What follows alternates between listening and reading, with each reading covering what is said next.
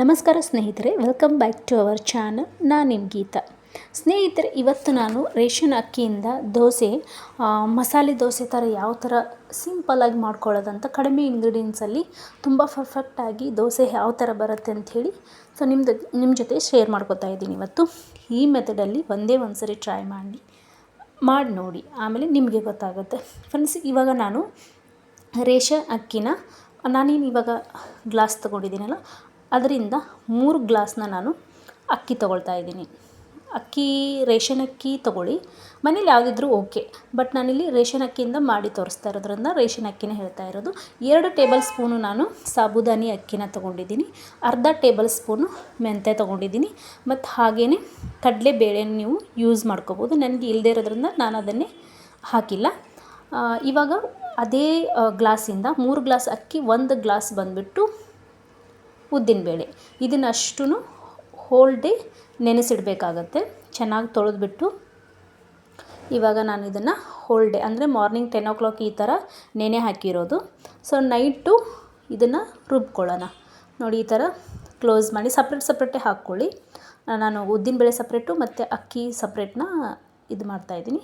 ಇವಾಗ ನೋಡ್ಬೋದು, ಇದು ನೈಟ್ 8:30 9 o'clock ಆಗಿರೋ ಟೈಮು. ಸೊ ಚೆನ್ನಾಗಿ ನೆಂದಿದೆ ಅಕ್ಕಿ ಮತ್ತು ಉದ್ದಿನಬೇಳೆ, ನೋಡ್ಬೋದು, ಅದನ್ನು ಅಷ್ಟೇ ಚೆನ್ನಾಗಿ ನೆಂದಿದೆ. ಇವಾಗ ನಾನು ಇದಕ್ಕೆ ಇನ್ನೊಂದು ಇಂಗ್ರೀಡಿಯೆಂಟ್ಸ್ ಆ್ಯಡ್ ಮಾಡ್ತಾಯಿದ್ದೀನಿ. ಅವಲಕ್ಕಿನ ನಾನು 1 ಬಟ್ಲಷ್ಟು ಅವಲಕ್ಕಿನ ನೆನೆ ಹಾಕಿದ್ದೆ. ನೀವು ರುಬ್ಕೋತೀರಂದ್ರೆ ಒಂದು 10 ನಿಮಿಷ ಹಿಂದ್ಗಡೆ ಅಷ್ಟೇ ನೆನೆ ಹಾಕಿ, ಜಾಸ್ತಿ ಏನು ನೆನೆ ಹಾಕೋದು ಬೇಡ. ಒಂದು 10-15 ನಿಮಿಷ ನೆನೆದ್ರೆ ಸಾಕು. ಅವಲಕ್ಕಿ ಅಲ್ವಾ, ದಪ್ಪ ಅವಲಕ್ಕಿ ಆದರೂ ತೊಗೊಳ್ಳಿ, ಇಲ್ಲಾಂದರೆ ತೆಳು ಅವಲಕ್ಕಿ ಆದರೂ ತೊಗೊಳ್ಳಿ, ಏನೂ ತೊಂದರೆ ಇಲ್ಲ, ಯಾವ ಅವಲಕ್ಕಿ ಇದ್ರೂ ನಡೆಯುತ್ತೆ. ಸೊ ಅದನ್ನು ನೆನೆಸಿ ಹಾಕ್ತಾ ಇರೋದು. ಇವಾಗ ನಾನು ಅಕ್ಕಿನ ರುಬ್ಕೋತಾ ಇರೋದು. ಸೊ ಸ್ವಲ್ಪ ಚೆನ್ನಾಗಿ ಪೇಸ್ಟ್ ಥರ ಇರಲಿ ಫ್ರೆಂಡ್ಸ್, ತರಿಯಾಗಿ ಬೇಡ. ತರಿಯಾಗಿ ಆದರೆ ಅದು ಅಷ್ಟು ಚೆನ್ನಾಗಿ ದೋಸೆ ಬರಲ್ಲ. ಸೊ ಈ ಥರ ಫೈನ್ ಪೇಸ್ಟ್ ಥರ ನೀವು ಅಕ್ಕಿನ ರುಬ್ಕೋಬೇಕಾಗತ್ತೆ. ನಾನು ಎಲ್ಲನೂ ಮಿಕ್ಸ್ ಮಾಡಿ ಅಕ್ಕಿ ರುಬ್ಬಲ್ಲ. ನಾನು ಹೆಂಗೆ ನೆನೆ ಹಾಕಿರ್ತೀನಿ ನೋಡಿ, ಅದೇ ಥರನೇ ಸ್ಟೆಪ್ ಬೈ ಸ್ಟೆಪ್ ರುಬ್ಕೊಂಡು ಹಾಕ್ಕೊಳ್ಳೋದು ಫ್ರೆಂಡ್ಸ್. ಅದೇ ಇವಾಗ ಫಸ್ಟ್ ಸ್ಟೆಪ್ಪು ಆಯಿತು, ಸೆಕೆಂಡ್ ಸ್ಟೆಪ್ಪಲ್ಲಿ ನನಗೆ ಕ್ಲೋಸ್ ಆಯಿತು.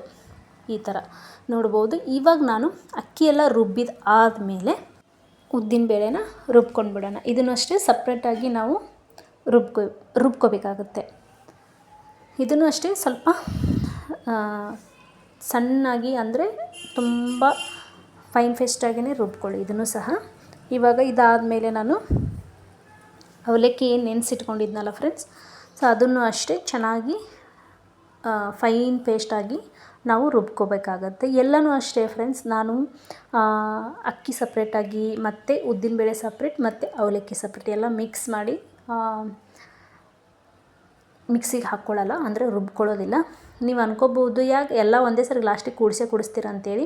ಸೊ ಈ ಮೆಥಡಲ್ಲಿ ಮಾಡಿದ್ರೆ ಸ್ವಲ್ಪ ಚೆನ್ನಾಗಿ ಬರುತ್ತೆ ಮಸಾಲೆ ದೋಸೆ. ಒಂದು ಸರಿ ಮಾಡಿ ನೋಡಿ ನೀವು ಅಷ್ಟೇ. ಎಲ್ಲ ಮಿಕ್ಸ್ ಮಾಡೋದು ಬೇಡ, ಸಪ್ರೇಟ್ ಹಾಕ್ಕೊಂಡೇ ಮಾಡಿ.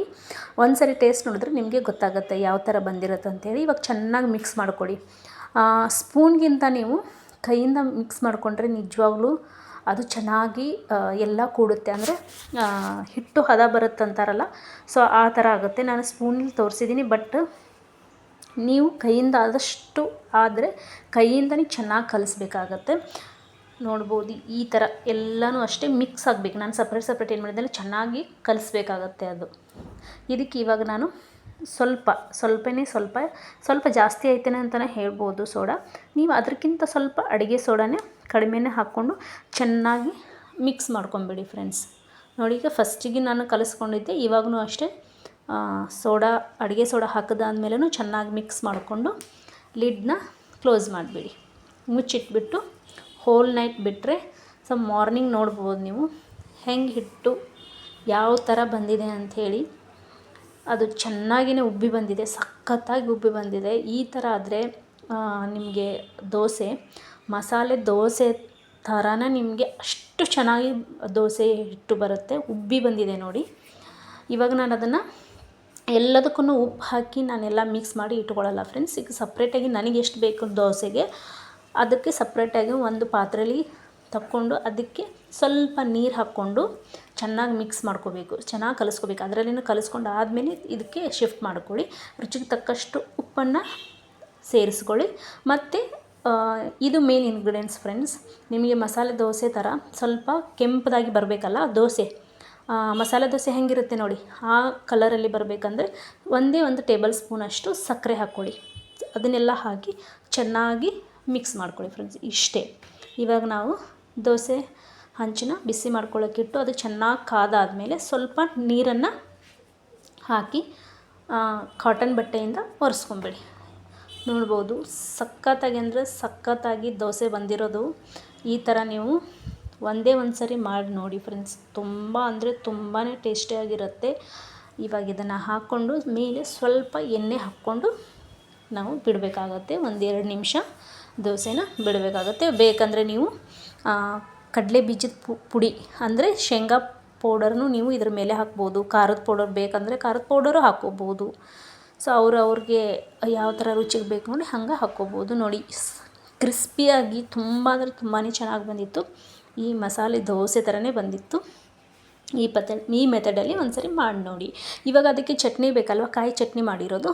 ಸೊ ಅದಕ್ಕೆ ನಾನು 1 ಕಪ್ಪಷ್ಟು ಹಸಿ ಕೊಬ್ಬರಿ ತೊಗೊಂಡಿರೋದು, ಸ್ವಲ್ಪ ಶೇಂಗಾ ಬೀಜನ ಹುರಿದು ಅದು ಸಿಪ್ಪೆ ಎಲ್ಲ ತೆಗ್ದು ಹಾಕ್ಕೊಂಡಿರೋದು, ಮತ್ತು ನಿಮ್ಮ ಖಾರ ಹೇಗೆ ಬೇಕು ನೋಡಿ ಹಾಗೆ ಹಸಿರು ಮೆಣಸಿನ್ಕಾಯಿ, ಸ್ವಲ್ಪ ಹುಣಸೆ ಹಣ್ಣು, 1 ಬೆಳ್ಳುಳ್ಳಿ ಅಂದರೆ 1 ಗಡ್ಡೆ ಬೆಳ್ಳುಳ್ಳಿ, ಸ್ವಲ್ಪ ಜೀರಿಗೆ, ಒಂದು ಸ್ವಲ್ಪ ಕೊತ್ತಂಬರಿ, ಸ್ವಲ್ಪ ಕರಿಬೇವು, ಇದಕ್ಕೆ ಸ್ವಲ್ಪ ರುಚಿಗೆ ತಕ್ಕಷ್ಟು ಉಪ್ಪು, ಇವೆಲ್ಲವನ್ನು ಹಾಕಿ ಸ್ವಲ್ಪ ನೀರು ಹಾಕ್ಕೊಂಡು ಚೆನ್ನಾಗಿ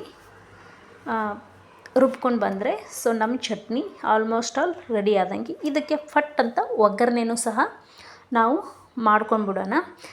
ನಿಮಗೆ ಹೆಂಗೆ ನೋಡಿ ಗಟ್ಟಿ ಚಟ್ನಿ ಬೇಕಂದರೆ ಸ್ವಲ್ಪ ನೀರು ಕಡಿಮೆ ಹಾಕ್ಕೊಳ್ಳಿ, ಸ್ವಲ್ಪ ತೆಳುವಾಗಿ ಬೇಕಂತಂದರೆ ಸ್ವಲ್ಪ ನೀರು ಹಾಕ್ಕೊಂಡು ಈ ಥರ ಚಟ್ನಿ ಈ ಹದದಲ್ಲಿ ನೀವು ಮಾಡ್ಕೋಬೋದು. ದೋಸೆಗೆ ಇಷ್ಟು ಪರ್ಫೆಕ್ಟ್ ಚಟ್ನಿ ಆದರೆ ಸಾಕು, ಅಂದರೆ ಈ ಥರ ತೆಳುವಾಗಿದ್ದರೆ ಸಾಕಾಗುತ್ತೆ. ಇದಕ್ಕೆ ಇವಾಗ ಒಗ್ಗರಣೆ ಹಾಕ್ಕೊಳ್ಳೋಣ. ಸೊ ಸಿಂಪಲ್ಲಾಗಿ ನಾವೆಲ್ಲ ಅದರಲ್ಲಿ ಹಾಕಿರೋದ್ರಿಂದ ಜಸ್ಟ್ ಏನೂ ಇಲ್ಲ, ಸ್ವಲ್ಪ ಎಣ್ಣೆ ಹಾಕ್ಕೊಳ್ಳಿ. ಎಣ್ಣೆ ಬಿಸಿ ಆದಮೇಲೆ ಅದಕ್ಕೆ ಸ್ವಲ್ಪ ಸಾಸಿವೆ ಹಾಕ್ಕೊಳ್ಳಿ, ಸ್ವಲ್ಪ ಜೀರಿಗೆ ಹಾಕ್ಕೊಳ್ಳಿ, ಜಾಸ್ತಿ ಬೇಡ, ಸ್ವಲ್ಪ ಹಾಕ್ಕೊಂಡ್ರೆ ಸಾಕು.